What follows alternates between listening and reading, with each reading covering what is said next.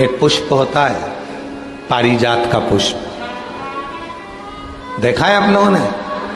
पारिजात का पुष्प, उस पुष्प को तोड़ा नहीं जाता, तोड़कर अगर भगवान को चढ़ाया जाता है तो पारिजात का पुष्प फलित नहीं होता, दुख देता है।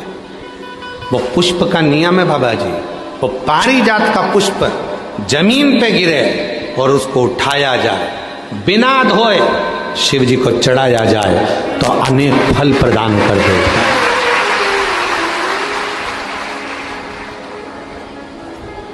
बिना धोए। और आज भी प्रमाण है महाराज जी, आज भी हमारे सनातन धर्म में प्रमाण है, जिस पुष्प को पानी में धोकर भगवान को चढ़ाया जाता है वो फूल भगवान स्वीकार नहीं करते। आज भी नियम है वकील साहब, आज भी नियम है, जिस फूल को अगर पेड़ से तोड़ा, पानी में धोया, उसके बाद भगवान को चढ़ाया तो भगवान उसको स्वीकार नहीं करते। ये रीते आज भी फूल से टूटा और टूटने के बाद भगवान को चढ़ा दिया, वो स्वीकार। कई माताओं की आदत रहती है पानी के लोटे में, पानी की बाल्टी में फूल तोड़कर डाल लेती हैं, मंदिर जाती हैं, फूल चढ़ा देती हैं, उसी का पानी भगवान को चढ़ा देती हैं, पानी में ही फूल पड़ा रहता है, भगवान को चढ़ा रही हैं। कई लोगों की आदत रहती है, वो सोचते हैं कि हम जा तो रहे हैं, फूल अलग से कहाँ ले जाएंगे, पानी के लोटे में, पानी की बाल्टी में फूल डाल लिए, तोड़ तोड़ कर पानी की बाल्टी में फूल डाले और शिव जी को जाकर चढ़ा दिए। शिव स्वीकार नहीं करता। पूरी पुराण को उठाकर देखना, कहीं नहीं लिखा कि फूल को धोकर शिव को चढ़ाना। यहां तक लिख दिया कि पारिजात का यदि फूल, और ये पारिजात का फूल कब आया था? अभी अभी हमने कथा में वर्णन किया था, सीहोर की कथा में,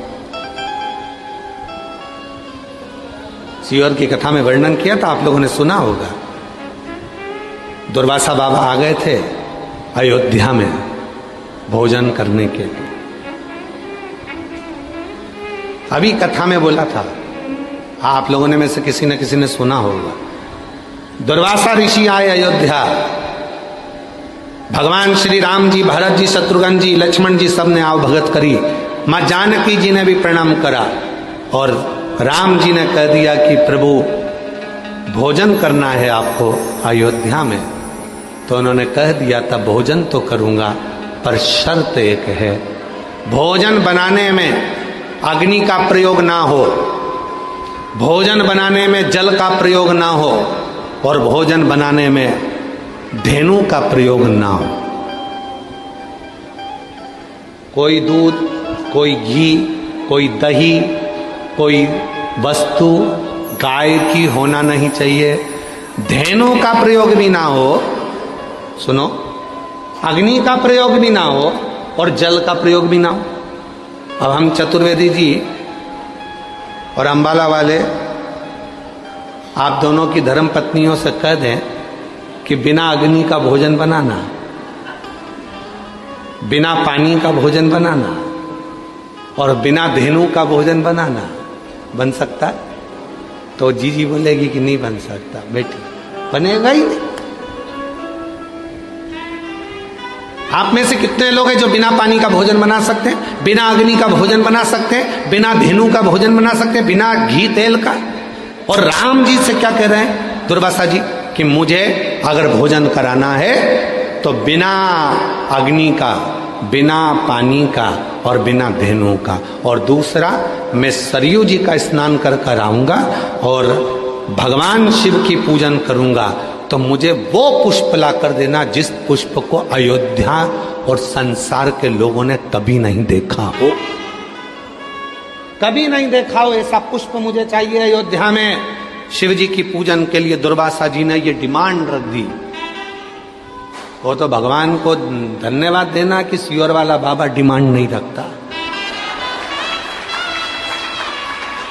दुर्वासा जी ने डिमांड रखी कि अग्नि में बना हुआ भोजन नहीं चाहिए, पानी से बना हुआ भोजन नहीं चाहिए, धेनु से निर्मित भोजन नहीं चाहिए, और वो फूल शिव जी की पूजन में चाहिए जो पूरी दुनिया ने ना देखा हो, पृथ्वी पर किसी ने नहीं देखा हो, वो फूल चाहिए, वो पुष्प।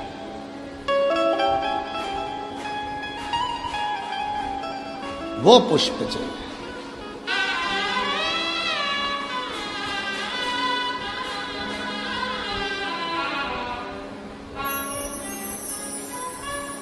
बहुत अच्छा है जो सीहोर वाला बाबा ज्यादा डिमांड नहीं रखता। ये जितने लोग सोशल मीडिया पे बोलते हैं ना कि बाबा इतनी डिमांड, बाबा इतनी डिमांड, तो ये तो छोटी मोटी है। भारी डिमांड होना चाहिए, हल्के फुल्के थोड़ी ना है। विश्वनाथ जी के बेटे हैं, शिव के पुत्र हैं, कोई छोटे मोटे।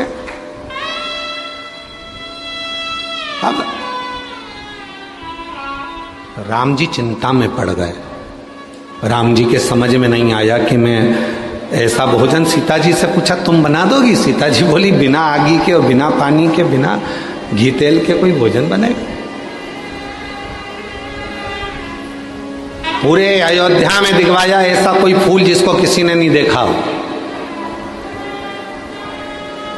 बाबा वशिष्ठ के पास गुरु जी ने कह दिया एक पत्र लिखो, इंद्र के लिए छोड़ दो। उस पत्र में लिखना 2 वृक्ष भेज दो, 2 वृक्ष,